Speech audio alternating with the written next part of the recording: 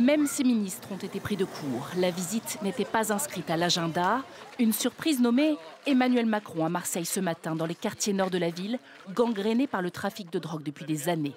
Visite inopinée au lendemain d'une opération policière d'ampleur. Le but, c'est de détruire les réseaux et les trafiquants. Et que les quelques-uns qui vous rendent la vie impossible s'en aillent. La Castellane, 6000 habitants, est la cité où a eu lieu hier l'opération dite Place Nette, le terme choisi par le gouvernement pour désigner sa stratégie de lutte antidrogue. Donc là, on va accroître, si je puis dire, tout le travail de fond qui est fait depuis ces dernières années de harcèlement sur tous les points de deal, plus le travail avec les bons résultats obtenus à l'international.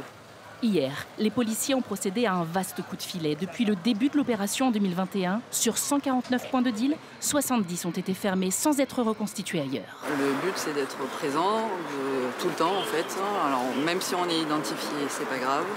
L'opération devrait encore durer 3 semaines au moins, malgré le volontarisme affiché dans les propos de la population, la lassitude. Moi, ça fait 25 ans que j'habite ici.